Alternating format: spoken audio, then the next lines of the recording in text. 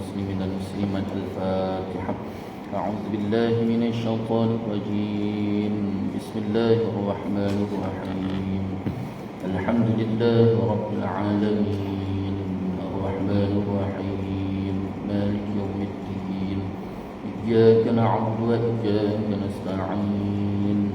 اهدنا الصراط المستقيم صراط الذين أنعمت عليهم غير المغضوب عليهم ولا الضالين.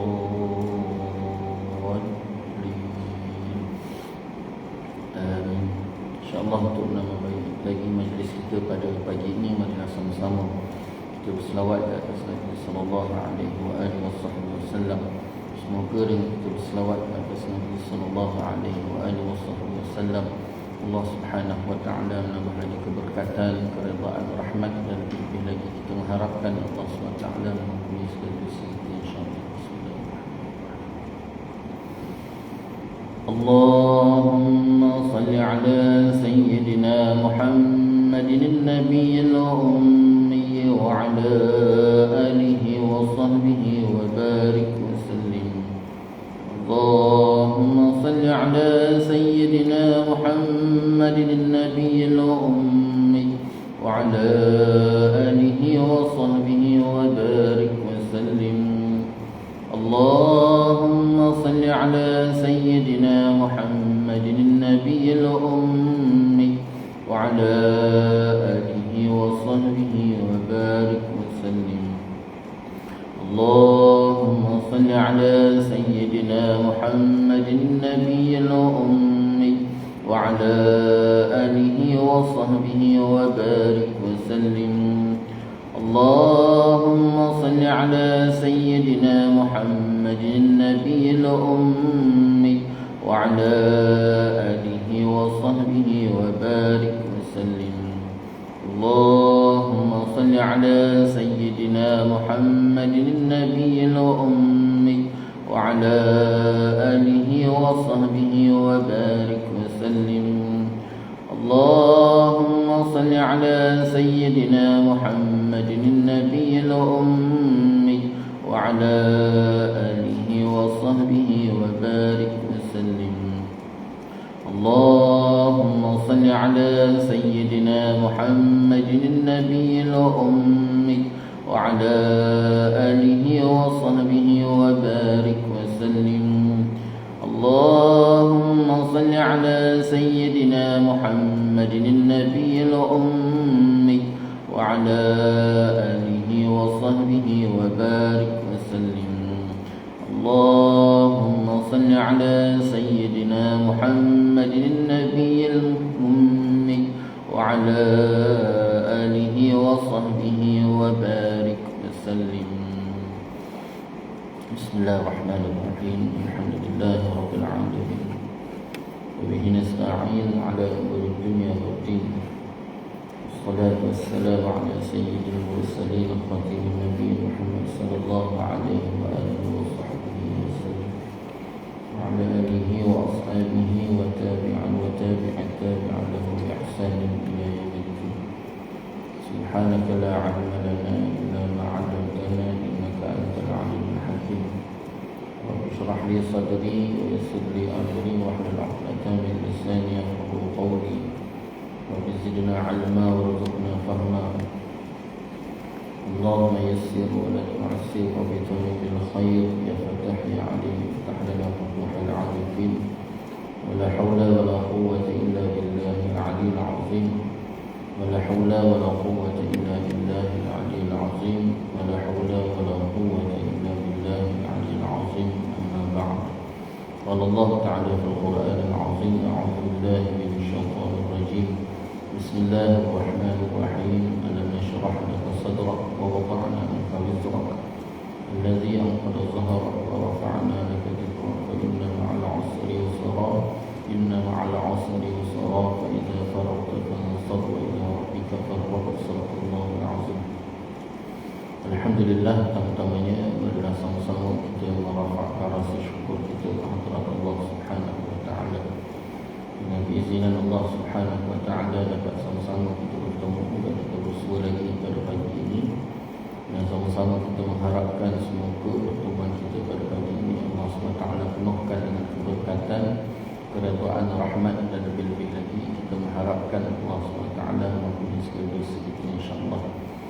InsyaAllah kita akan sambung lagi bacaan kitab Hayatan Sifat 20 ke arah memahami akidah Ahlussunnah wal Jamaah yang telah dikarang kitab ini oleh Fadil Ustaz Tuan Guru Fadil Ustaz Ahmad Afiri bin Matul Aziz.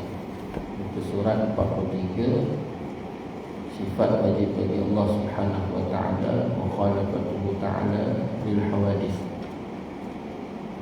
Lawannya lawannya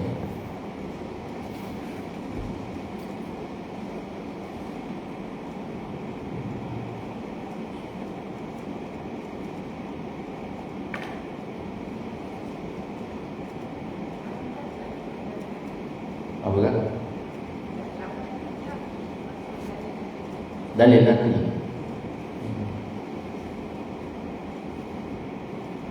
Dalil nakli ya. Yang ketiga dalil nakli. Dalil nakli bagi sifat wajib bagi Allah SWT, mukhalafatuhu ta'ala lil hawadith, yaitu firman Allah SWT dalam surah Asy-Syura ayat ke-11. Allah Ta'ala sebut laisa kamitslihi syai'un. A'udzu billahi minasyaitonir rajim. Bismillahirrahmanirrahim. Laisa kamitslihi syai'un. Tidak ada sesuatu pun yang seumpama dengan dia. Tidak ada semisil seperti misilnya Allah oleh sesuatu. Itu sesuatu. Tidak ada sesuatu pun yang seumpama dengan dia. Dianya itu daripada Allah. Ini dalil naqli. Dalil naqli ni apa? Dalil naqli ni dalil Al-Quran ataupun hadis. Dan di dalam dalil naqli Al-Quran ini, dalam surah Asy-Syura Allah Ta'ala sebut tidak ada sesuatu pun seumpama dengan dianya Allah. Jadi tak ada sesuatu pun yang dapat menyerupai ataupun menyamai Allah SWT, baik pada zat dia maupun pada sifat dia ataupun pada af'al dia. Jadi bila sebut tiga perkara ni, tak ada satu pun daripada segi mana, pihak mana, bagaimana pun tidak ada sesuatu yang dapat menyamai Allah. Letaklah apa sekalipun, baik sama ada zat Allah maupun sifat Allah maupun af'al Allah, perbuatan Allah. Zat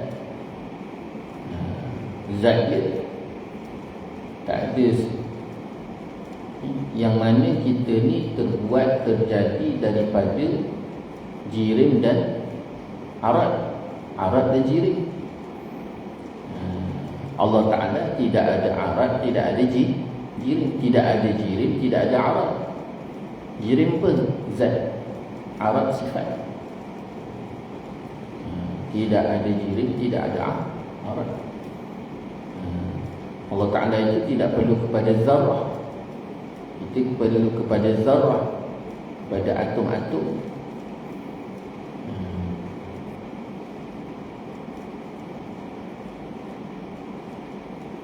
Silap. Jirim zat, arat sifat. Membeza arat tu, arat kepada manusia, makhluk. Arat kat situ dengan makna sifat yang kembali kepada makhluk.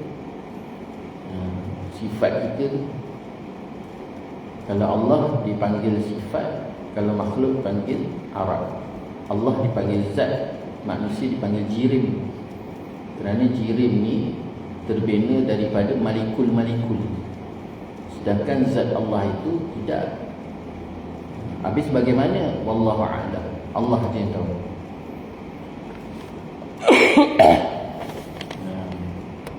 Kemudian dalil akal. Apa dalil akli yang menyatakan bahawa Allah SWT itu bersifat mukhalafatu ta'ala lil hawadis? Yang pertama, Allah bersifat dengan sifat mukhalafatu ta'ala lil hawadis. Jika Allah tiada mukhalafah, maka Allah sama dengan makhluk. Ini sifat akal, dalil akal. Jadi kalau katalah Allah Ta'ala itu tidak bersifat dengan mukhalafah,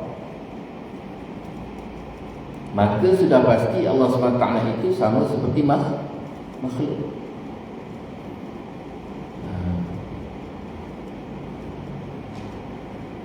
Baik sama seperti zat, ataupun sama seperti sifat, ataupun sama seperti af'al.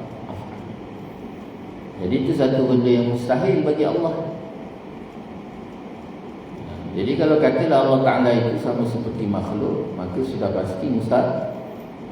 Kenapa? Kerana kalau makhluk itu sifatnya terbatas. Kan? Kita itu terbatas. Melihatnya terbatas, mendengarnya terbatas, ilmunya, pengetahuannya terbatas. Jadi kalau semuanya terbatas, macam mana dia nak menyempurnakan Alhamdulillahirabbil alamin tadi? Segala puji-pujian bagi Allah. Siapa Allah? Rabb, Tuhan. Rabb, Tuhan, pentadbir. Yang mentadbir al-alamin, iaitu alam ini masiwallah, sesuatu selain daripada Allah. 7 petala langit, 7 petala bumi. 7 petala langit, 7 petala bumi. Dan setiap lapisan langit tu lapisan langit tu 500 tahun perjalanan. Dan daripada satu langit nak ke satu langit 500 tahun perjalanan. Cuba bayangkan macam mana Allah Ta'ala nak takbir semua tu. Semuanya sangat luas. Sampaikan Allah macam mana dia nak jaga pula arash dia. Sebesar-besar makhluk, besarnya makhluk Allah yang jadi Allah jadikan, iaitu arash Allah. Tapi sebesar-besar arash Allah itu, Allah letak arash tadi sebagai tempat untuk meletak sifat Ar-Rahman Allah. Yang Allah tak sebut Ar-Rahman alal arshista. Sifat Rahman Allah itu jauh lebih luas. Allah nak gambarkan sebesar-besar, sehebat-hebat, seagung-agung arash Allah itu, jauh lebih agung dan lebih luasnya sifat Rahman Allah. Sebabnya kalau kita lihat dalam diri kita dan kehidupan kita, sekalipun yang nampak pahit terhadap sesuatu yang kita terima tu, kita rasa pahit. Tapi pahit pada kita, tetap benda tu nampak baik pada pandangan Allah. Yang pahit itu hati kita, yang pahit itu perasaan kita. Kenapa? Kerana kita bercanggah dengan kemahuan kita. Bila bercanggah dengan kemahuan kita, yang kita rasa pahit. Bila mengikut kemahuan kita, kita rasa manis.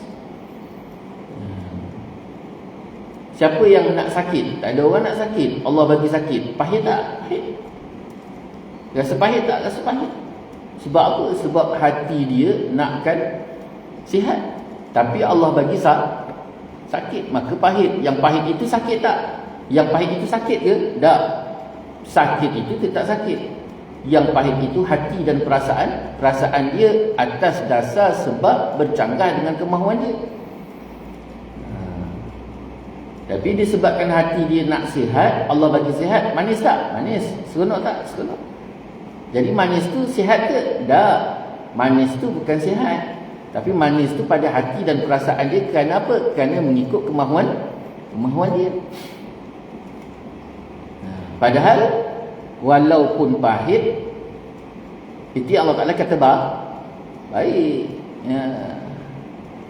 Sebabnya tak ada satu perkara pun yang Allah bagi benda tu sia-sia. Tetap dia membawa kebaikan. Lebih-lebih lagi Allah jalankan sesuatu itu dengan sebab dan fitrah. Fitrah manusia ni susah cari Allah, senang lalai. Jadi Allah bagilah mengikut fitrah tadi supaya dia kembali pada Allah, dan jangan sampai leka dan lalai. Akhirnya yang paling ditakuti dia syirik pada Allah.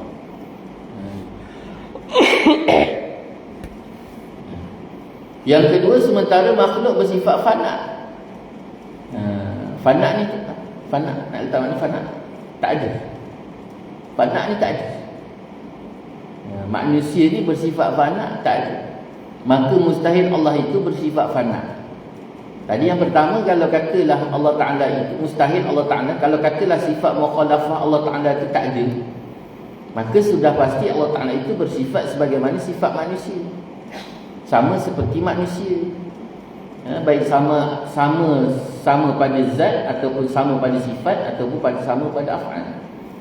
Jadi kalau katalah Allah Ta'ala itu sama seperti manusia, sedangkan makhluk itu bersifat fana. Fana ni apa? Fana ni tak ada. Kita hakikat kita ni tak ada. Maka mustahil Allah itu bersifat fana. Kenapa? Kerana yang wujud, wajibal wujud, dia balik kat sana. Wajibal wujud itu hanya Allah. Lawan wajibal wujud tu fana. Fana tu kita. Yang ada itu hanya Allah. Jadi kalau Allah Ta'ala itu dah wajib ada, kita tu wajib tak ada, ataupun harus ada, harus tak ada, maka sudah pasti di situ saja sudah bercanggah. Bercanggah di antara Allah dengan kita. Jika Allah bersifat fana, maka ternafi sifat baqa, dan akan menafikan juga sifat qidam bagi Allah. Sedangkan mustahil Allah itu qidam. Mustahil Allah tidak qidam. Sedangkan mustahil Allah itu tidak qidam. Maka sabitlah Allah itu mukhalafah. Yang ketiganya, kalau kata Allah Ta'ala itu bersifat fana, sudah pasti ternafinya qidam dan juga baqa. Apa maksud qidam? Qidam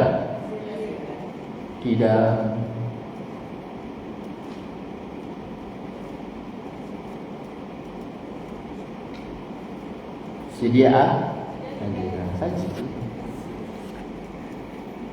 Qidam sedia, baqa kekal. Dia orang perempuan kalau bagi jawapan, jangan lawan, sebab memang betul. Kalau orang lelaki betul, celaru dia. Orang lelaki kalau bagi jawapan memang celaru. Nak betul tu jaranglah. Jadi berhubung pertama sekali, kalau Allah Ta'ala itu tidak mempunyai sifat mukhalafah, maka sudah pasti Allah Ta'ala itu sama seperti makhluk. Satu.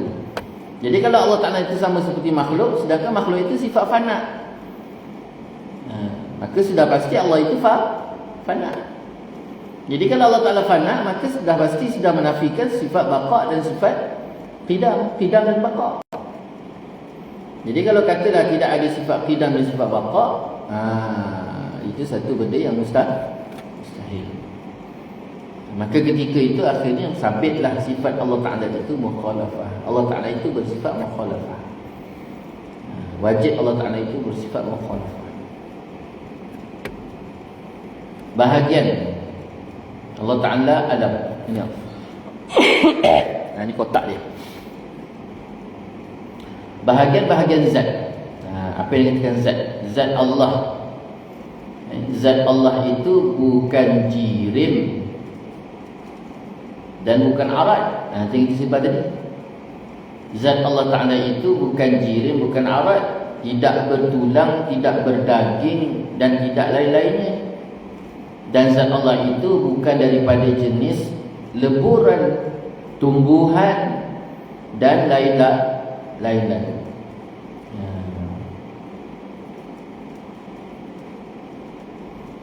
Zat alam apa pula? Zat alam itu mempunyai jirim dan mempunyai arad.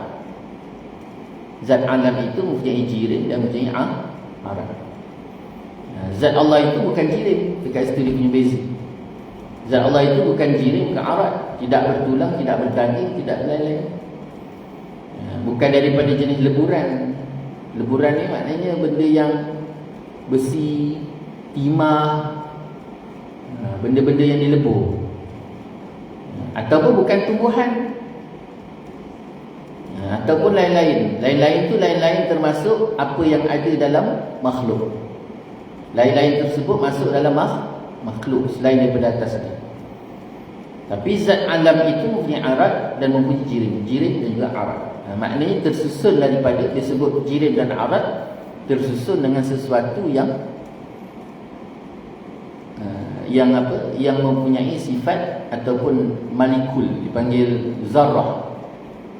Baik sama ada dia daripada zarrah yang bersifat tulang ataupun zarrah yang bersifat selain daripada tulang. Tak kira lah apa sekalipun. Jadi apa yang ada pada makhluk tidak ada pada Allah.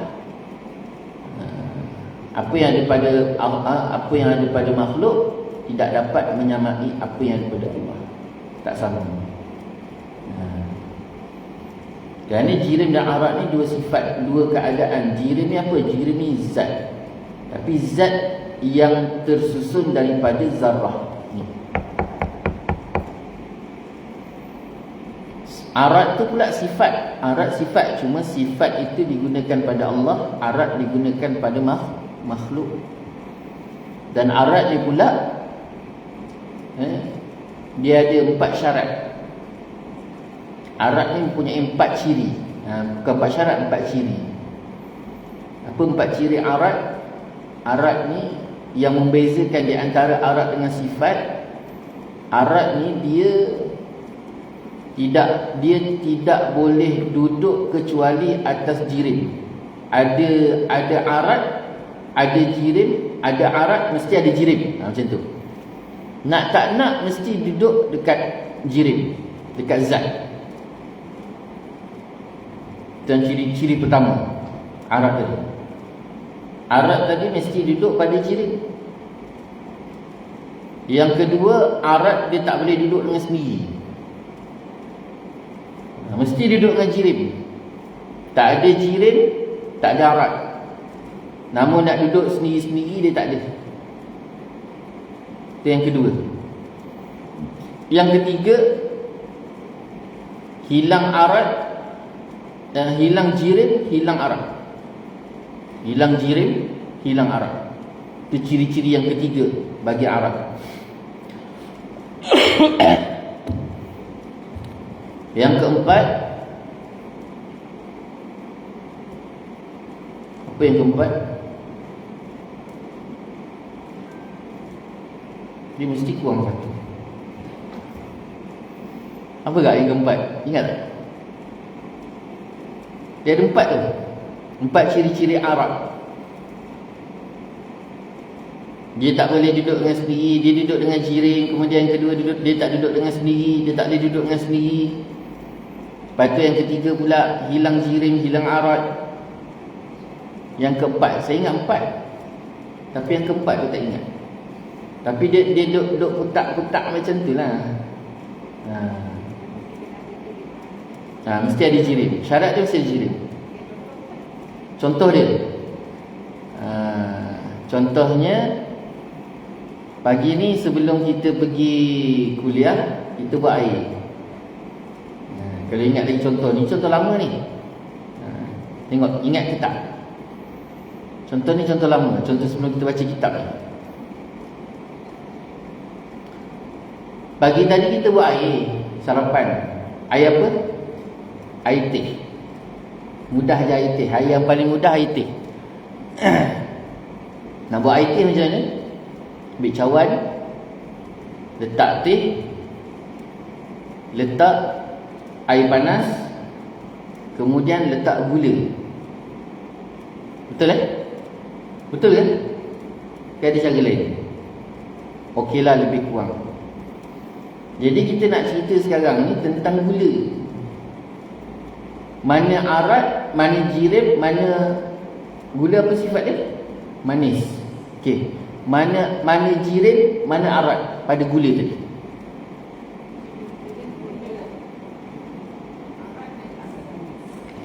Settle.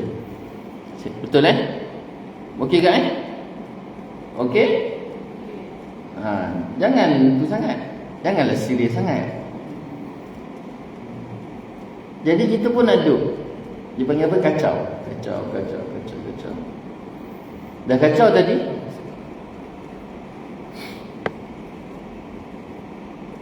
Hilang tak arat dia? Hilang tak jirim dia? Jirim dia hilang tak? Dah kacau gula tadi. Jirim gula tu hilang tak? Tak hilang. Pernah buat aktif tak, Kak? Ada tak jirim dia? Jirim dia hilang tak? Hilang tak? Nanti dulu kakak, 3 orang kakak ni confuse lagi.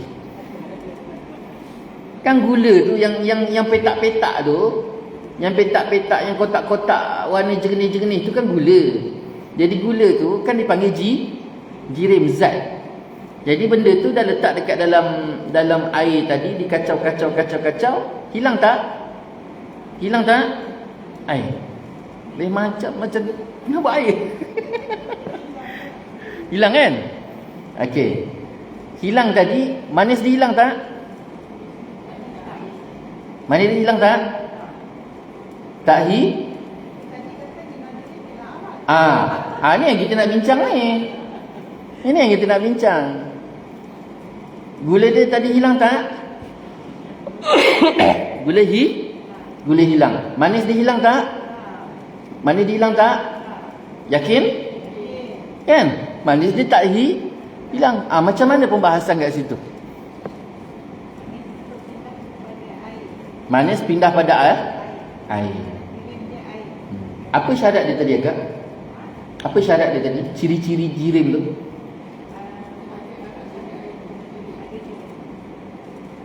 Pertama sekali jirim lah, jirim izat. Apa ciri-ciri dia tadi? Ciri-ciri dia ada jirim, ada arat. Jirim arat tak duduk dengan sendiri. Kemudian hilang jirim, hilang jirim, hilang arat. Hilang jirim, hilang arat. Baru nak padam. Hilang jirim, hilang arat. Jangan lupa ni, hilang jirim, hilang arat.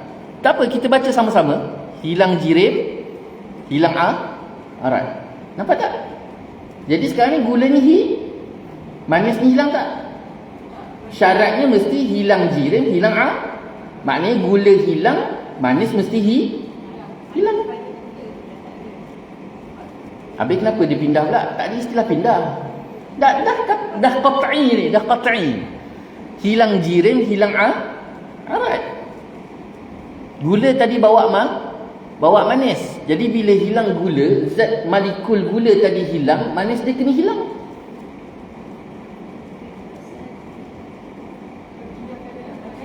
Ya Allah, orang kata hilang jirim, hilang arat dah dekat 7 kali dah ulang. Tak boleh. Hilang jirim, hilang arat. Hilang jirim, mesti arat wajib hilang. Itulah ni yang bincang.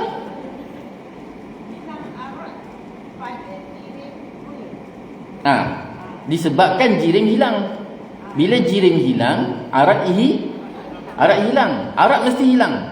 Sebab arat dia tak boleh duduk dengan sendiri. Kalau dia nak pindah, maknanya dia hidup masa ketika, kalau katalah manis tadi pindah kepada air, maknanya dia dah ada satu benda yang lain. Dia duduk dengan sendiri. Bila dia duduk dengan sendiri, bercanggah dengan ciri-ciri arat. Macam mana, ada gaya tak?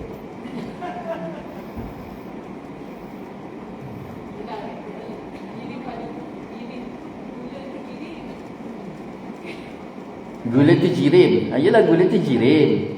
Manis tu arat. Dia dah confuse kat situ. Tadi dia yang cakap tadi.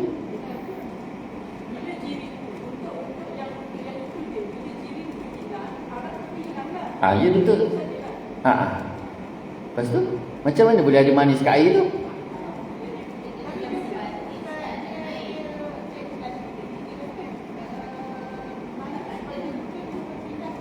Tak boleh pindah. Kalau dipindah maknanya dia duduk sendiri.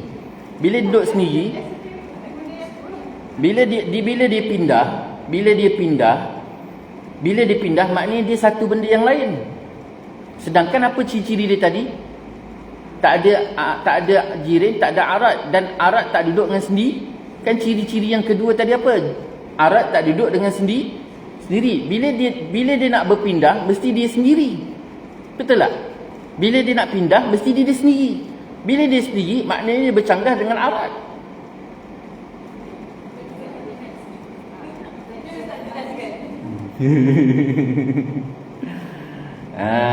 Dia dah confuse.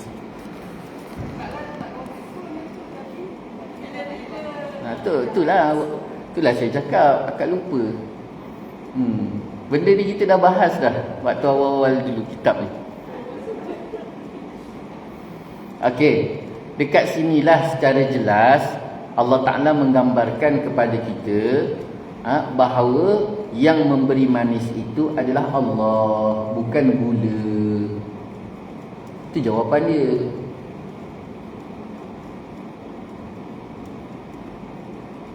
Kan selama ni kan kita selalu cakap usaha kita hasil Allah. Kat situlah berlaku dia. Betul tak? Selama ni kan kita letak akidah kita, apa yang kita usahakan bukan itu penentu kepada hasil. Allah suruh kita usaha, tetapi hasil itu hak Allah. Hasil itu Allah yang tentukan. Hasil itu Allah yang create. Itu yang akhirnya kita kena sabar, redha dan tawakal atas segala hasil. Ini baru cerita secawan air pun kita dah confuse. Jadi dekat situlah Allah gambarkan yang memberi manis tadi gula ke Allah. Nampak tak? Memanglah sifat gula tu manis. Sekarang ni gula tu ada tak? Tak ada. Lepas tu bila dah tak ada, manis tadi ada tak? Ni yang confuse lagi. Okey kak, tengok syarat-syarat arat tadi. Gini. Kita ulang balik. Gini, kita ulang balik kak. Tak apa, saya ulang lagi. Tak apa, ini akidah. Kita kan kacau air tadi. Okey, gula dalam bab bergula tadi, mana zat, mana sifat. Biji-biji gula tu zat, sifatnya manis. Okey, clear. Apa syarat? Kita tak payah ambil 4 lah, sebab dia pusing tang tu juga. Ambil 3 je lah. Ciri-ciri arat ataupun ciri-ciri sifat. Ciri-ciri sifat bagi makhluk ada 3. Kita ambil 3 je sebab dia pusing-pusing tang tu juga. Apa 3 tadi? Yang pertamanya, sifat mesti duduk pada zat. Ni saya guna istilah sifat dengan zat. Saya tak guna istilah arat dengan jirim. Guna istilah arat dengan jirim tu yang jadi confuse tu. Padahal tadi jangan lupa awal-awal kita sebut sifat dan zat itu pada Allah, arat dan jirim itu pada makhluk. Kita guna istilah sifat dengan zat. Okey, ciri yang pertama sifat ni, ciri-ciri pada sifat ada 3. Kita ambil 3 je. Apa ciri yang pertama? Ciri pertama, sifat mesti duduk pada zat. Sifat mesti duduk pada zat. Coklat duduk pada meja. Lalu coklat tadi warna kepada meja. Pertama. Yang kedua, sifat tak boleh duduk dengan sendiri. Sifat dia tak boleh duduk dengan sendiri. Tu ciri yang kedua. Tu ciri-ciri yang kedua sifat. Ciri yang ketiga, zat hilang, sifat mesti hilang. Zat hilang, sifat mesti hilang. Okey, clear? Clear. Jadi pada masalah gula tadi, bila gula hilang, manis hilang tak? Kalau tengok pada ciri-ciri ni, manis tadi mesti hilang tak? Mesti hilang. Ni ciri-ciri dia. Dia tak boleh melanggar ciri-cirinya. Itu sebab dekat situlah yang tinggal manis pada di situ. Adakah manis gula? Tidak. Manis itulah yang dikatakan manis Allah yang bagi manis.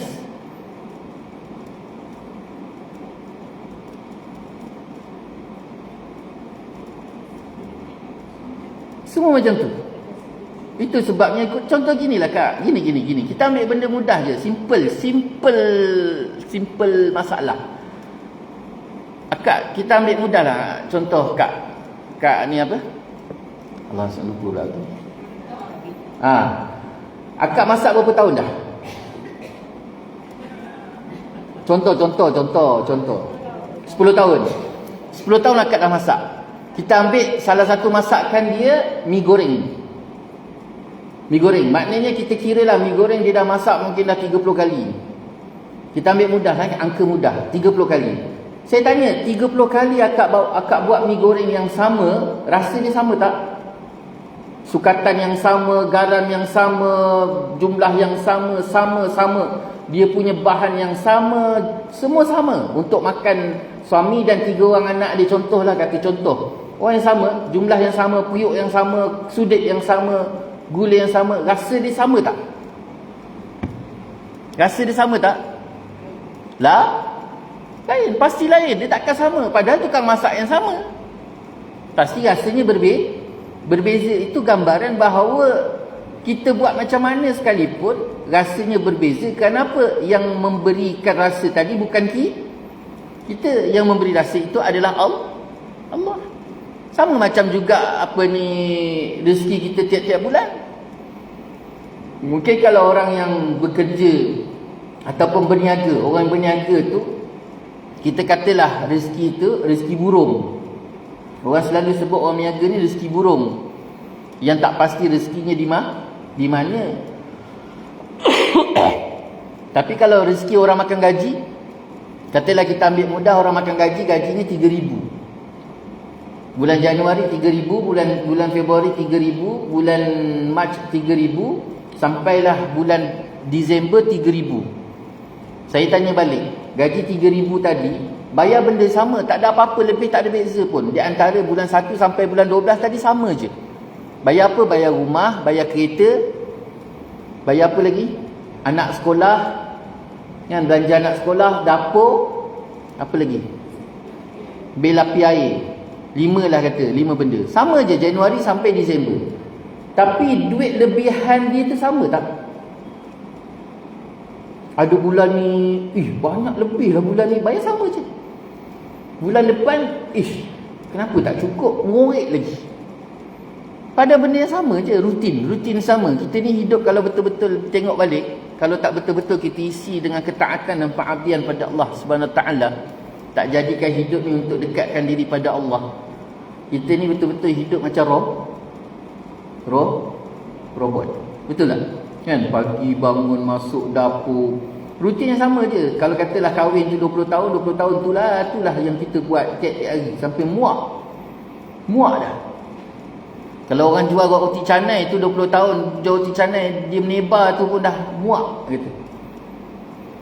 Dah macam robot. Tapi tu sebabnya kalau kena jadikan kehidupan itu sebagai jalan untuk dekatkan diri pada Allah. Jadi macam tu juga duit belanja tadi, suami kita dapat gaji 3,000 tadi, sama je. Jumlah yang sama, tetapi hasilnya cukup tak cukup itu berbeza. Kenapa? Kerana yang mencukup itu bukan duit 3,000 tadi, tetapi yang mencukupkan Allah. Macam tu juga masak tadi, kalau nak masak, orang tukang masak tu sama, bahan yang sama, tapi bila makan tu kenapa rasa beza? Itu belum kita cakap dalam angle lain lagi. Bukan begitu juga air teh kita tadi. Walaupun nampak kita yang letak gula, kita yang kacau, tetapi hakikat sebenar yang bagi manis, yang bagi sedap air teh tadi adalah Allah. Itu belum kita bercakap dalam angle tasawuf. Angle tasawuf yang membicarakan dalam bab hati. Kalau akak ingat lagi yang masalah karipap King Kong tu, saya suka bawa contoh karipap King Kong. Kita dapat satu hari, jiran sebelah kanan kita, dia hantar karipap King Kong. Dalam tu ada ayam, macam-macam semua ada, sotong ada, apa semua ada. Cantik, karipap ni cantik. Tapi disebabkan kita tak puas hati dengan dia, rasa hati kita tak sedap, rasa tak selesa, ada rasa masalah. Sebab apa? Dia tanam pokok mangga dekat dalam pagar rumah dia, daunnya masuk dalam rumah kita, buahnya tak pernah pun jatuh, sebiji pun tak pernah, kan? Sampai tersumbat longkang kita. Jadi walaupun dia hantar karipap King Kong besar, cantik, ayam, udang, sotong semua ada, lobster pun ada kat dalam karipap tadi, tapi makan sedap tak? Sedap ke? Dalam keadaan kita tak suka dengan dia, tak sedap. Sebab hati dia balik pada hati. Tapi orang sebelah kiri kita ni pula dia baik. Baik dengan kita. Dah macam adik-beradik pula. Lepas tu dia pula jenis orang yang pemurah. Kan? Apa dia ada, kita ada. Apa dia makan, kita makan. Sama je. Tapi satu hari tu dia hantar karipap. Dah lah karipap tu kecil kudut. Kalau orang bulan puasa dipanggil apa? Karipap angin. Karipap oksigen. Lepas tu ireng pula. Apa kata ireng? Hitam. Kan? Tapi disebabkan kita baik dengan dia, kita makan sedap tak? Sedap. Sebab hati, balik pada hati. Itu sebabnya sedap tak sedap tu dipanggil apa? Sedap tak sedap, manis, pahit, masam dipanggil. Apa perkataan kita nak guna tu? Subjektif. Boleh tak yang tu? Subjektif. Benda yang subjektif. Yang bukan terletak pada benda tu. Dia letak pada kita. Pada hati kita, pada diri kita tadi tu. Hasil benda tu. Manis tak manis tu yang kadang-kadang tengah marah tu, gula 1 kilo pun tak sedar, dia letak tak manis lagi. Kan? Tengah serabut kepala otak tu, dia buat air, dah sampai manis leting. Orang Pantai Timur kata manis leting. Dah sampai macam air tu dah macam apa panggil? Bubur. Macam bubur pekat dia. Sebab apa? Sebab hati dia tengah serabut.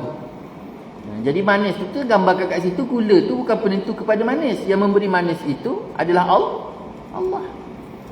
Kat sini yang kita nampak, kita yakin bahawa setiap hasil itu bukan kita ataupun usaha kita penentu. Ini masalah jirim dengan aurat. Kalau kita betul-betul faham konsep aurat dengan jirim tadi, jirim dengan aurat tadi, maka insya-Allah kita tak ada masalah dalam meniti kehidupan kita, kerisauan, kebimbangan. Apatah lagi kalau kita bincang bab hidup kita, diri kita ini dah memang terikat dengan qada dan qadar Allah. Mati bila? Di baru-baru ni yang tu kapal terbang. Siapa jangka dia nak mati, dia balik daripada Langkawi tu. Yang naik kapal terbang tu dah satu hal dah tentu dia naik kapal terbang. Yang duduk jalan, kalau perasan ada satu kereta yang terlepas, kan, satu kereta terlepas, lepas tu pemberita TV dia kan, perempuan kan, guru tadika tu. Tu anak murid saya, anak murid masa kat tahfiz tu.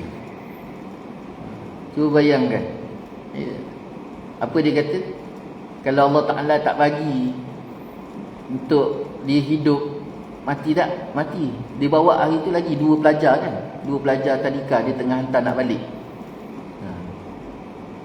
Cuma beza dia terlepas, benda tu memang dia nampak dah jatuh, dia bawa tekan lagi, kena kereta belakang dia.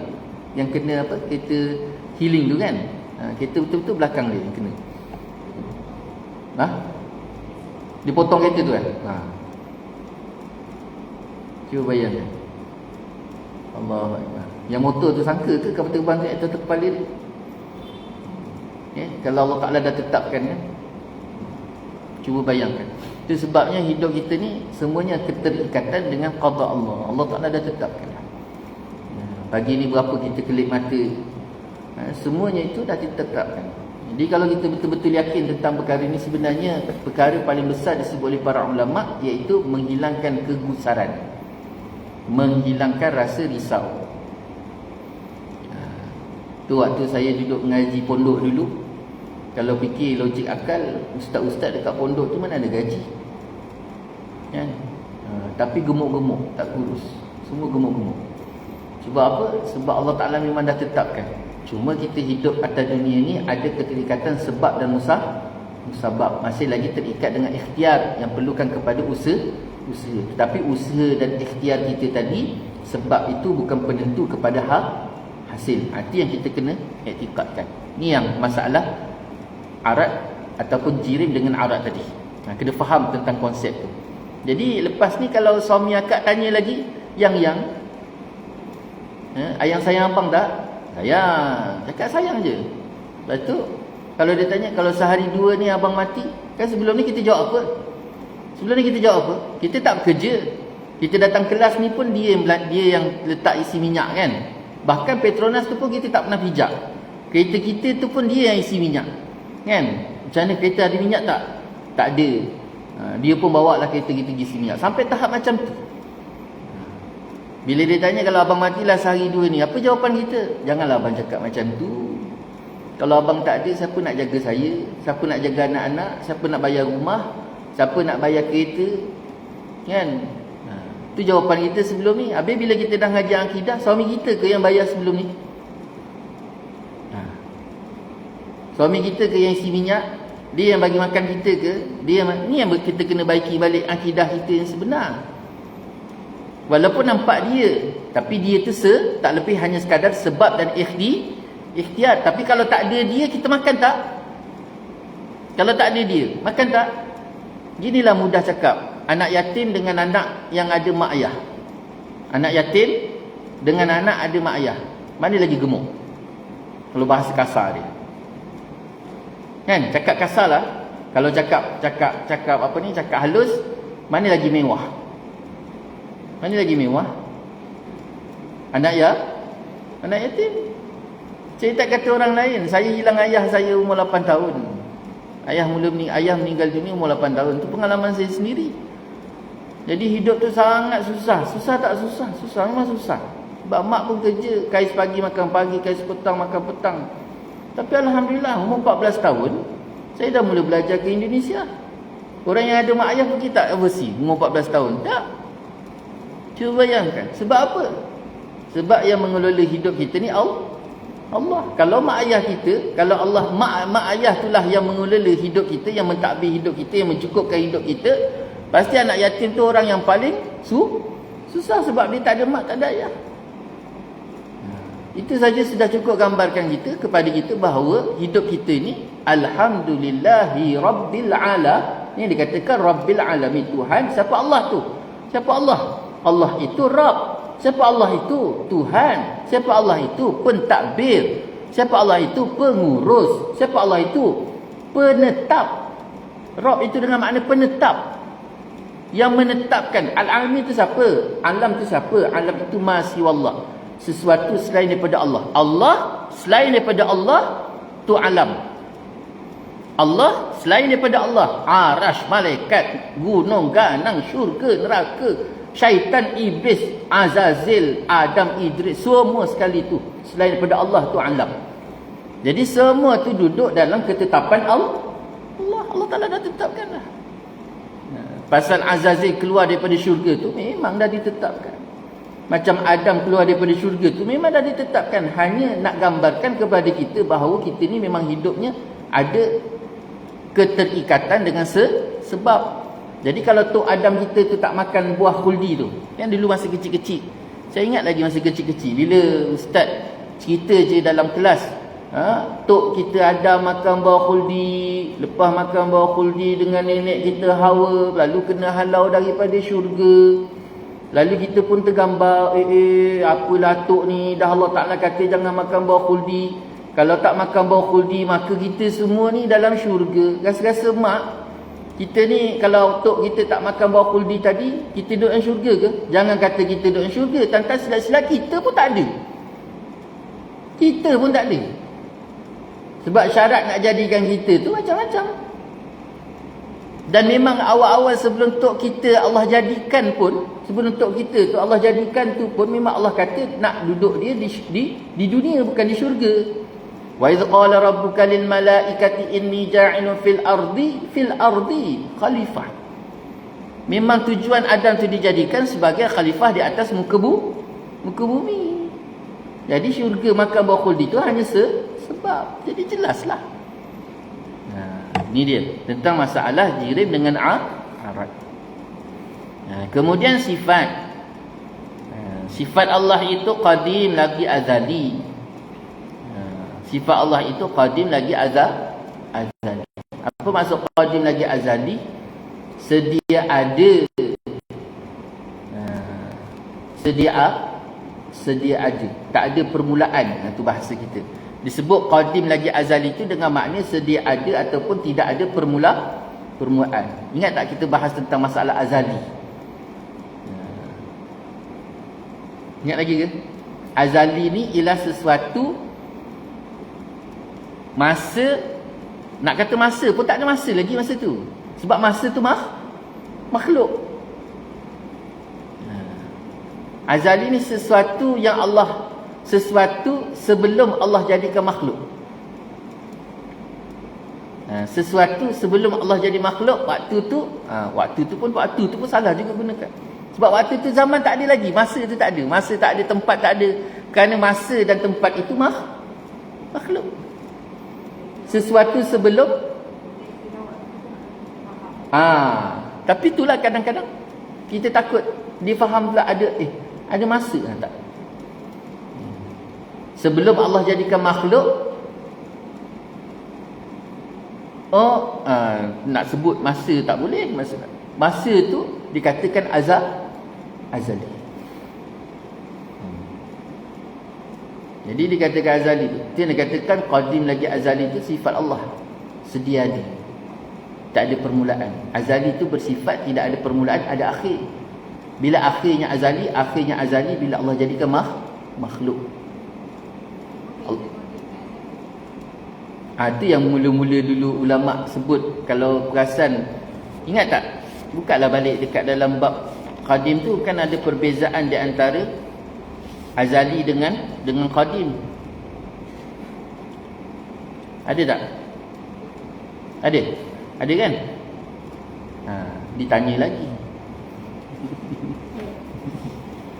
Tak apalah, tengok baliklah nanti. Azali tu bila Allah jadikan makhluk saja, maka habislah azali. Kesudahan bagi azali. Tetapi qadim Allah itu dia disertai pula dengan baqa. Dengan sifat baqa, iaitu sedia ada dengan makna tanpa akhir pula. Baqa tadi tidak ada akhir, maknanya kekal. Baqa campur baqa, qidam qidam campur baqa dengan makna sedia ada dan kekal.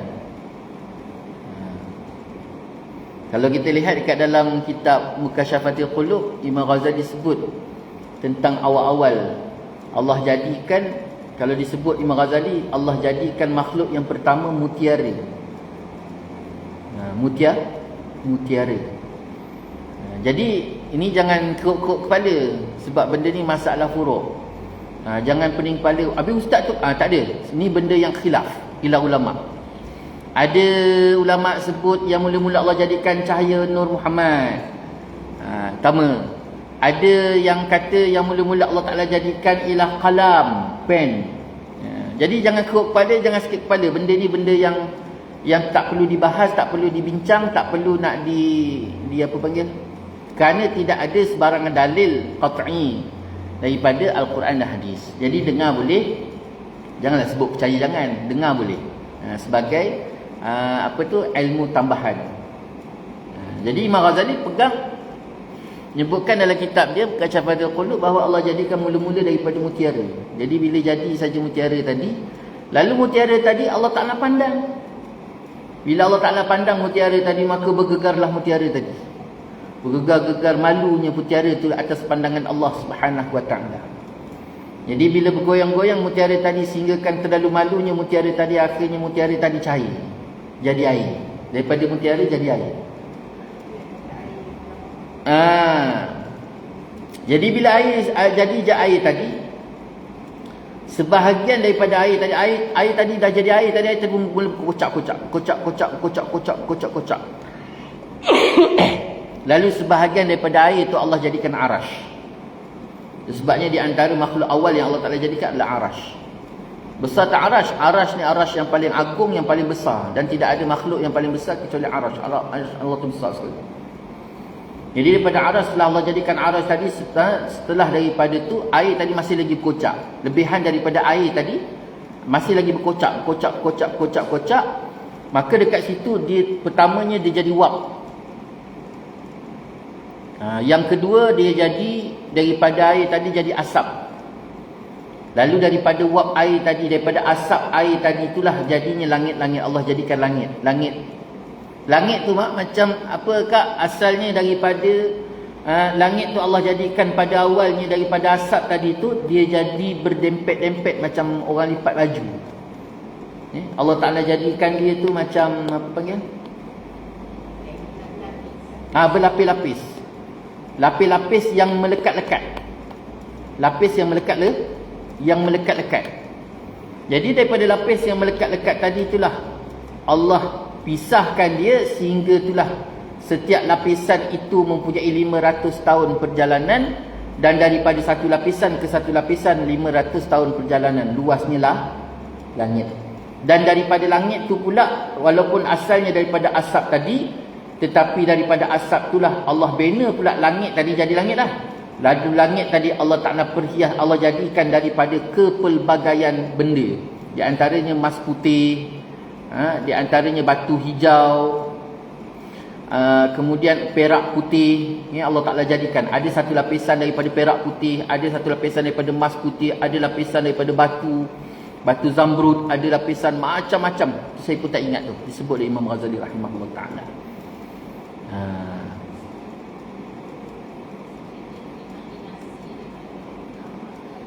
Ini bukan imaginasi. Benda-benda ni tak bolehlah imaginasi. Wallahu alam, saya tak cakap pun saya tak tahu, tapi itulah pandangan ulama. Ya. Samalah macam kisah, macam contoh seperti kisah-kisah akhirat yang diceritakan oleh para ulama. Contoh seperti kisah alam barzah yang diceritakan oleh ulama, dan kisah-kisah yang diceritakan oleh ulama pada akhirat. Maka mereka dapat benda-benda tu daripada mimpi orang soleh ni kan terpelihara. Bukan mimpi kita, mimpi orang soleh. Dia tak macam mimpi kita. Dia orang tu tidurnya tu pun tidur dalam keadaan hatinya berzikir. Wallahu alam. Jadi itulah keadaan bagaimana Allah jadikan alam, kemudian setelah itu Allah jadikan bumi dan sebagainya. Itu pandangan Imam Ghazali rahimahullah ta'ala dalam kitab Mukasyafatul Qulub. Jadi qadim lagi azali, sifat Allah qadim lagi azali. Kemudian sifat Allah itu melengkapi ta'alluqnya. Allah Ta'ala itu bersifat dengan sifat melengkapi ta'alluq. Kemudian sifat bagi alam, sifat bagi alam itu baharu. Kemudian sifat bagi alam itu tidak meliputi ta'alluq. Ini ta'alluq nanti kita akan bincang dekat depan. Dekat depan nanti kita ada bincang secara terperinci tentang ta'alluq. Ta'alluq ni jangan ditanya. Kalau ditanya pagi ni tak selesai, nanti lagi kerut kepala. Sebab ta'alluq ni di antara benda berat dalam bab dalam permasalahan akidah. Jadi biar kita betul-betul bincang bab ta'alluq nanti, baru kita bahas betul-betul. Jadi kat sini kalau kita cerita bab ta'alluq kan lagi kerut kepala ni. Kemudian bahagian perbuatan tadi, zat, sifat, perbuatan Allah memberi bekas. Perbuatan Allah itu memberi bekas. Setiap apa yang Allah Ta'ala buat itu ada hasil. Hasilnya pasti. Kita tidak. Kita makan belum tentu kenyang, kita masak belum tentu sedap. Kenapa? Hasil itu balik pada Allah, bukan hasil balik pada usaha kita. Ni yang dikatakan memberi bekas. Perbuatan Allah itu memberi bekas. Apa yang Allah Ta'ala buat itu memang hasil daripada perbuatan Allah. Cuba tengok perbuatan alam. Perbuatan alam tidak memberi bekas sebelah dia. Alam siapa? Kita lah. Yang tadi kita bincang dalam bab buat air teh tadi kan. Kita letak gula. Kan ada kadang-kadang kan akak letak gula dekat dalam kopi tu kan, dan kopi abang tu letak sesudu. Sudu je, sudu kecil.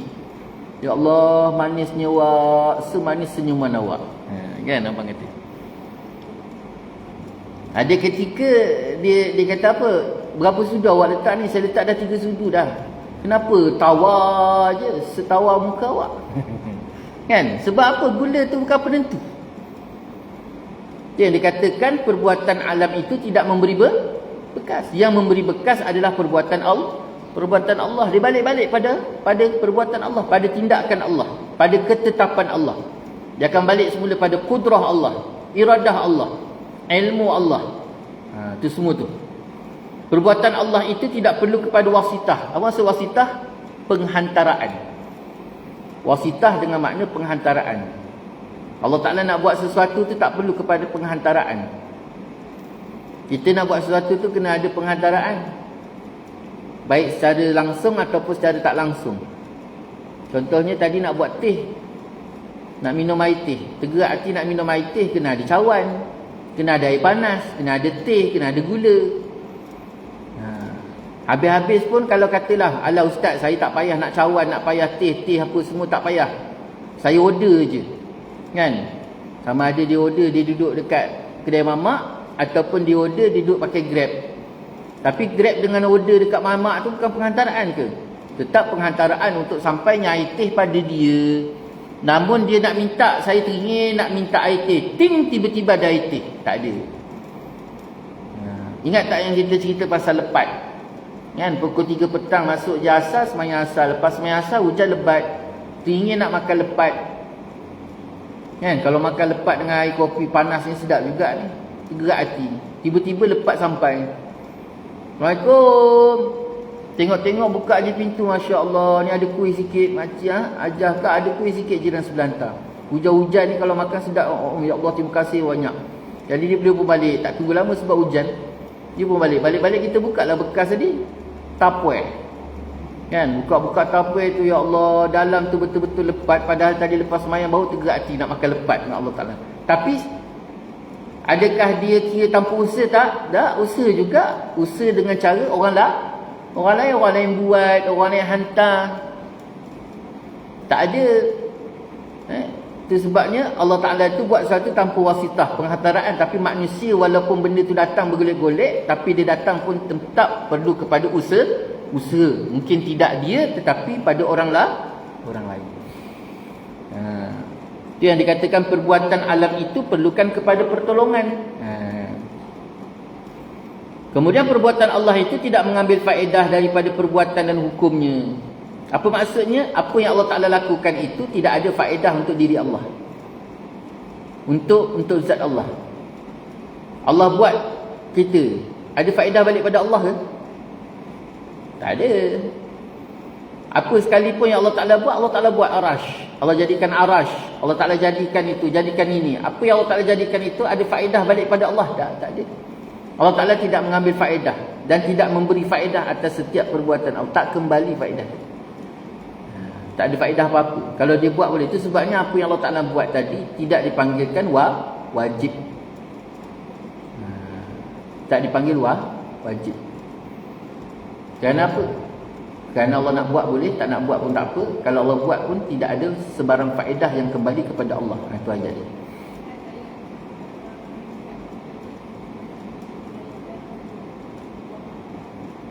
Wa ma khalaqtul jinna wal insa illa liya'budun. Tidak aku jadikan jin dan manusia kecuali untuk beribadah taat pada Allah. Taat dan ibadah pada Allah itu bukan memberi manfaat pada Allah, memberi manfaat balik pada jin dan manusia tadi. Memang Allah Ta'ala suruh kita beribadah pada dia, tapi ibadah kita pada dia tu apa manfaat kebaikan? Kalau kita ikut perintah dia untuk beribadah pada dia, tu yang dapat pahala, dapat syurga, dapat redha dia, dapat kasih sayang dia. Tapi bagi orang yang mengingkari tujuan tadi, maka dia akan dapat dosa, dia akan dapat neraka, dapat azab. Jadi manfaat dan mudarat tadi kembali kepada siapa? Kembali pada Allah ke kembali pada kita? Kembali pada kita. Lalu perbuatan Allah itu tidak ada yang sia-sia. Perbuatan manusia atau perbuatan alam itu sia-sia. Allah Ta'ala buat apa yang Allah Ta'ala jadikan tu tidak ada yang sia-sia. Sekalipun seketul batu. Seketul batu yang Allah Ta'ala jadikan tu pun tidak sia-sia. Ataupun yang mungkin nampak tidak ada keperluan ataupun kebaikan kepada kita, tu pada mata kita, tapi pada Allah dia tetap tak sia-sia. Contoh kita ambil paling mudah lah. Rumah kita ada apa, laman rumah. Kat laman rumah ada pokok apa panggil, rumput, kan? Kan tiap-tiap bulan terpaksa keluar dekat RM200. Sekali abang Bangla Pakistan tu datang, potong RM30. Habis ni musim hujan pula sekarang ni, makin cepat dia naik. Dia pula pandai pula jenis demand. Dia potong atas je, bukan sampai kat bawah, atas dia. Dia tahu minggu depan dia datang lagi. Sekali dia datang RM30. Jadi sebulan tu je dekat 100. 3 kali 4 kali datang 100 lebih. Kan kita dah lah tengah susah sekarang ni. Yang kita cakap apa? Kenapalah Allah Ta'ala jadikan rumput ni kan? Betul tak? Kenapalah Allah Ta'ala jadikan rumput? Cuba bayangkan, berapa orang yang dapat manfaat daripada rumput tadi? Nampak tak? Allah jadikan rumput tadi, dengan adanya rumput, abang Pakistan tu dapat duit, orang yang buat mesin rumput dapat duit, orang yang jual minyak dapat duit, orang yang dia pula naik apa? Naik basikal kan? Kata dah naik basikal. Tayar basikal tu pula rezeki orang yang kedai basikal, kemudian basikal dia rosak, macam mana baiki basikal. Berapa ratus orang yang dapat manfaat hanya disebabkan rumput abang Pakistan tu pergi potong rumput. Kan setiap hari Jumaat kan kita selalu, Allah, anak nak pergi sekolah pukul apa? Pukul 1. Anak pergi sekolah pukul 1. Anak pula macam kereta api. Lepas tu nak pergi sekolah tu pula pukul 12 tu dah mekak. Mama, tolong potong kuku. Belum potong kuku lagi. Kuku tak potong, nanti pergi sekolah cikgu. Berapa orang? Cuba bayangkan 5 orang bising. Mama potong kuku. Lalu mama pun nangis satu badan. Lalu mama pun cakap, ni ya Allah, kenapalah kau jadikan kuku? Kau tak dikukukan tak ya mama potong? Cuba bayangkan, hanya sekadar disebabkan kuku, beribu orang dapat manfaat daripada situ, pergi kerja kilang tempat buat potong kuku, ketik kuku. Nampak tak? Hebatnya Allah. Allah jadikan sesuatu itu tanpa sia-sia. Ya, kita gatal telinga kan. Kenapalah Allah jadikan taik telinga kan, bising selalu. Bukan kat telinga kita, telinga suami. Dahlah telinga dia macam mangkuk tandas gitu. Kan, lepas tu dia bising. Kenapalah Allah Ta'ala jadikan ketembat ni pula lah apa benda kan. Cuba bayangkan ketembat tu nampak simple, tapi berapa ribu orang duduk kerja kat ketembat. Nampak tak manfaat? Tak ada benda yang sia-sia. Wallahu a'lam. Kita berhenti situ. Kita habis. Berhenti situ. Buka saya. Wallahu ta'ala alam. Kita buka seminit dulu untuk sebarang persoalan. Silakan.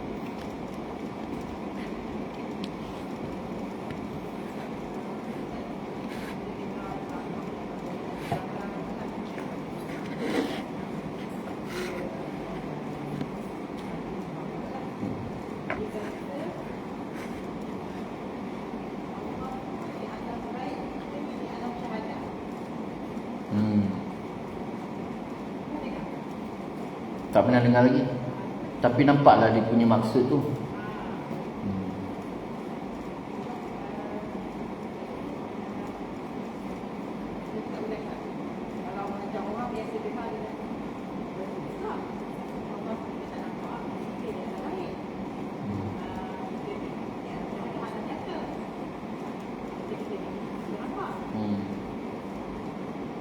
Jadi dia nak letak Allah tu ke macam mana? Saya tak pasti sejauh mana dia punya maksud tentang yang dikatakan alam ghaib dengan alam syahadah. Cuma kalau dalam angle kita bahas bab sam'iyat, ingat tak? Bab sam'iyat. Sam'iyat ataupun ghaibiyat, dia lah sama tu.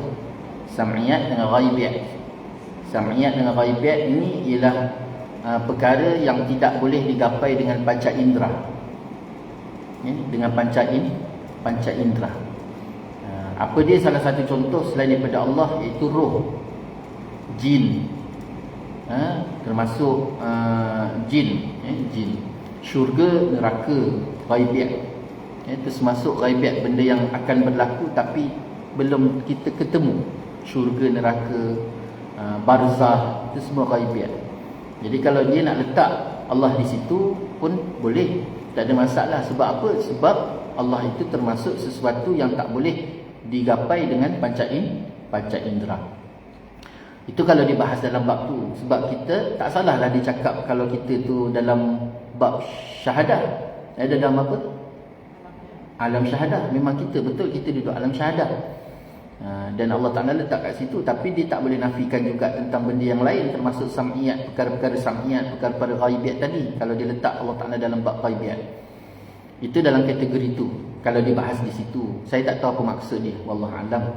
Tapi lagi satu pula, biasanya orang yang menggunakan istilah ghaibiyat dengan syahadah tadi, dia setahu saya lah, setakat ni yang saya dengar, biasanya benda yang bersangkut paut tentang hakikat, ilmu hakikat, dia pergi ke sana, dia berjalan ke sana. Wallahualam, saya tak pasti. Jadi tak tahulah apa maksud dia yang sebenar. Tapi kalau katalah dia nak bahas tentang ghaibiyat tadi dengan syahadah dalam bentuk angle tadi yang saya sebut tadi, maknanya tak salah juga. Tapi kalau dibawa ke hakikat tu pun wallahualam lah, saya tak pasti. Ilmu hakikat ni, dia gini je lah, benda paling mudah, yang ada hanya Allah. Kita fana. Kita ni fana. Itu secara keseluruhan lah. Dalam pembahasan bab hakikat ni besar dan banyak perkara-perkara yang dibahas dekat dalam tu.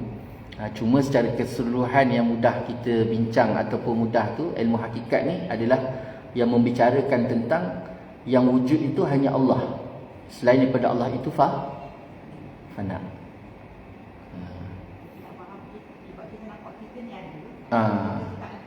Nak menafikan benda yang tak ada. Itu adalah pembahasan dia dekat situ. Jadi saya lebih baik kita fokus, sebab benda tu dah satu pembahasan lain. Itu sebabnya salah satu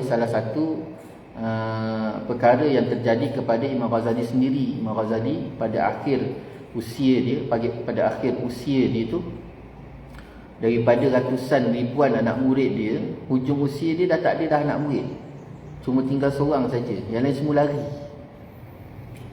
Kenapa lari? Kerana sampai tahap memang ada para ulama yang menghukumkan Imam Ghazali itu kafir.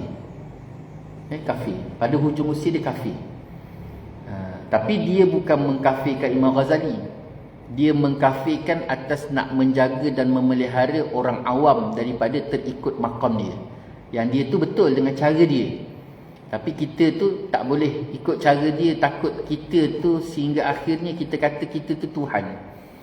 Itu yang sehinggakan ulama tadi mengkafirkan bukan atas zat dia, tapi atas memelihara wakil ataupun memelihara masyarakat sekeliling tadi. Terpaksa mengkafirkan atas dasar pemeliharaan akidah orang sekeliling. Kerana dia tu dah sampai satu tahap makhluk tu dah tak ada. Yang ada ni pun Allah. Itu tak boleh bahas lah tu. Jangan tanya pula nanti macam mana tu Ustaz kita ni. Itu yang bukan makam kita. Kita yang buku ni pun tak habis fikir lagi kan. Ta'aluk tadi pun saya tak bagi bahas. Sebab ta'aluk tu je berat. Dia bukan isu ekstrim. Dia bukan siapa? Yang Imam Ghazali tadi. Dia bukan isu ekstrim. Dia isu Zauq. Benda yang dah sampai satu tahap kita ni kak. Contoh kita ambil pengalaman hidup kita. Kecil, kita mula lahir daripada kita merangkak. Lepas tu kita lepas daripada kanak-kanak. Bayi tadi panggil kanak-kanak. Lepas kanak-kanak dia naik ke remaja naik dewasa. Itu tingkatan-tingkatan. Jadi kehidupan kita tu ada tingkatan-tingkatan. Iman kita pun ada tingkatan-tingkatan yang Allah Ta'ala akan buka satu. Ada orang yang Allah Ta'ala buka sampai ke sini. Ada orang Allah Ta'ala bagi setara tu je. Jadi dengan tingkatan iman tu dah sampai satu tahap dia rasa dia tak ada, kecuali yang dia rasa hanya Allah saja. Bukan ekstrim, tapi memang rasa tak Allah Ta'ala buka. Allah Ta'ala buka. Cuma jangan bila kita kata habis Nabi SAW tu kenapa hidup dia? Sebab Allah jadikan Nabi tu wasitah. Nabi wasitah, penghantaraan di antara Allah. Lepas tu Nabi tu dia duduk kat tengah-tengah, level tengah. Bukan orang yang di atas dan bukan orang yang bukan masyarakat awam. Bukan terlalu tinggi, bukan terlalu rendah. Kerana apa? Kerana Nabi itu contoh untuk kita. Jadi Nabi itu memang kena lalui hidup dia seperti kita. Sebab dia nak jadi contoh pada kita. Tapi dalam masa yang sama, kan Nabi itu kan Allah Ta'ala tinggikan juga. Satu ketika keadaan Allah naikkan darjat dia, tunjukkan mukjizat dia dan sebagainya. Supaya kita pun berjalan ke sana. Wallahu a'lam. Jadi kalau nak kata ekstrim tu tak boleh lah. Sebab benda tu memang Allah Ta'ala buka. Cuma ulama' yang mengkafirkan Imam Ghazali itu bukan atas zat Imam Ghazali, tetapi disebab nak memelihara masyarakat awam supaya jangan sampai terikut seperti itu. Bukan ikut tak boleh, tapi takut kita yang tak mampu nak bezakan di antara Allah dengan makhluk, sehingga kita mengaku diri kita tu Tuhan. Tapi dia dah sampai ke situ. Dah memang sampai satu peringkat dia dah rasa ke situ. Dia dah duduk kat situ. Tu baru cerita dah kot kepala.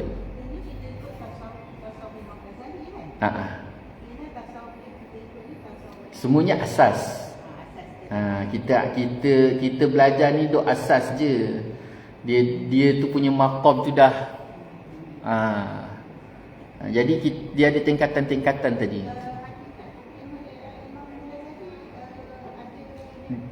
Dia ada bahas tapi tak panjang. Wallahu alam. Saya tak pernah jumpa lagi kitab hakikat yang dibahas secara terperinci, tak ada. Cari sikit-sikit tu adalah. Dan kitab-kitab kecil-kecil kan.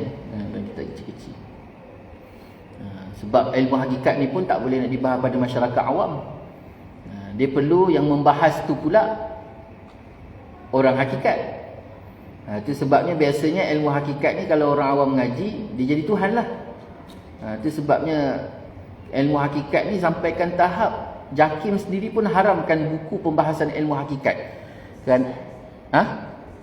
Takut sesat. Dia tak sesat, tapi orang yang baca tu, macam orang awam ni tak boleh baca, dia akan faham lain. Itu sebabnya kenapa buku ni nampak simple, tapi kenapa akak tak baca kat rumah aja?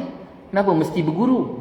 Itu perlu dipandu. Kalau benda yang simple ini kita nampak, yang ringkas nampak nipis ni pun perlu dipandu, apatah lagi ilmu yang jauh di atas sana, yang lebih tinggi. Jadi kan ilmu ni pun ada tingkatan lagi. Iman pun ada tingkatan, amal pun ada tingkatan. Itu sebabnya dalam bab contoh yang mudah, niat solat kerana syurga, sah tak? Bagi akak sah. Tapi bagi orang yang satu tingkatan yang tinggi, dia kata itu tak sah. Bagi dia, tapi bagi kita sah. Bagi kita orang awam tu sah. Sembahyang kerana syurga, sembahyang kerana takutkan neraka, sah. Tapi bagi kita, bagi orang yang duduk dekat atas tu, yang sembahyang tu hanya kerana Allah. Itu semua ada tingkatan atas tingkatan-tingkatan tadi. Wallahu ta'ala alam. Berat pagi ni. Itulah sikit sebanyak yang dapat kita kongsi bersama pada pagi ni. Banyak-banyak kita berdoa kepada Allah SWT supaya Allah berikan kita. Tarikat ini dia jalan. Tarikat ini satu jalan untuk mendekatkan diri dengan Allah. Itu sama lah tu di antara jalan-jalan tadi. Yang haram tu dia bukan tarikat ni beratus tak. Tarikat ni beratus. Banyak. Tarikat ini jalan untuk menuju Allah ni. Jadi kepelbagaian jalan. Jadi tarikat ni pula ada tarikat yang betul, ada tarikat yang tak betul. Dia asal tarikat itu betul. Asal tarikat itu tetap susu jalurnya kepada sahabat dan kepada Nabi akhirnya. Itu betul. Jadi masalahnya sekarang ni, contoh ginilah, saya ajar tarikat, akak semua ahli tarikat. Jadi sampai dekat akak nanti pula, akak akan ada satu peringkat, dia ada rasa macam ada satu tambahan, dia perlu tambah. Macam lah, saya ajar akak masak asam pedas. Jadi sampai ke akak, adakah asam pedas yang sama? Tapi akak rasa kalau tambah ni pun sedap juga, akak pun tambah lagi. Jadi penambahan yang dia buat tu kadang-kadang, benda tu menyalahi akidah dan syarak. Itu yang jadi salah. Padahal pada guru dulu betul lah. Tapi sampai ke anak murid tu, dia pergi tambah lagi, sehingga benda tu menyalahi akidah. Biasa dia balik-balik pada akidah lah, akidah ataupun syarak. Itu masalah dia. Dan akhirnya dia menyeleweng. Dan bab tarikat ini benda yang paling besar yang perlu dia bersiap sedia, dia kena ada dulu, ialah ilmu. Ilmu syarak ni kena selesai dulu. Ilmu wajib ni kena selesai dulu. Ilmu fardu ain ni kena selesai. Biasanya orang yang duduk dalam dunia tarikat yang jadi masalah sebab benda ni pun tak selesai. Bila benda ni tak selesai, dia tidak duduk dekat turuk itu, akhirnya dia berjalan dalam keadaan merosakkan. Yang pelik-pelik kita tengok orang tarikat buat, sebenarnya tarikat dia tak ada masalah, orang itu yang jadi kena selesaikan masalah ni dulu, masalah fardu ain ni. Ingat tak kisah Barsisa? Ni Barsisa yang ditipu oleh syaitan itu disebabkan ilmu. Kuat tak ibadah dia? Kuat. Tapi ibadah bila dilaksanakan dalam keadaan tidak ada ilmu, mudahlah disesatkan oleh syaitan. Itu ayat dia. Wallahu ta'ala alam. Jadi itulah sikit sebanyak yang dapat kita kongsi bersama pada pagi ini. Banyak-banyak kita berdoa kepada Allah SWT supaya Allah berikan kita kefahaman yang baik, diberikan kita kekuatan, kelapangan jalan untuk senantiasa kita duduk dalam ketaatan dan pengabdian pada Allah SWT. Yang baik itu daripada Allah, yang tidak baik itu daripada manusia. Mohon maaf di atas segala salah kata, salah bicara, mohon maaf di atas segala-galanya. InsyaAllah kita membantu dengan tasbih kafaran. Subhanakallah bihamdika asyhadu an la ilaha illa anta astaghfiruka wa atubu. Bismillahirrahmanirrahim. Wal 'asri innal insana lafi khusr illa alladziina aamanu wa 'amilus salihati wa tawassaw bil haqqi wa tawassaw bis sabr. A'udzu billahi minasy syaithaanir rajiim. Bismillahirrahmanirrahim. Alhamdulillahi rabbil 'alamin. Sallallahu ala sayyidina Muhammad wa ala alihi wa sahbihi wa baraka wa sallam. Allahumma rabbana zalamna anfusana wa illam taghfir lana wa tarhamna lanakunanna minal khasirin. Allahumma rabbana hab lana min azwajina wa dhurriyyatina qurrata a'yun waj'alna lil muttaqina imama. Rabbana la tuzigh qulubana ba'da idh hadaytana wa hab lana min ladunka rahmah innaka antal wahhab. Rabbana atina fid dunya hasanah wa fil akhirati hasanah wa qina adzaban nar. Sallallahu ala sayyidina Muhammad wa ala alihi wa sahbihi wa baraka wa sallam. Alhamdulillahi rabbil alamin. Taqabbalallahu minkum wa billahi taufiq. Wassalamu alaikum warahmatullahi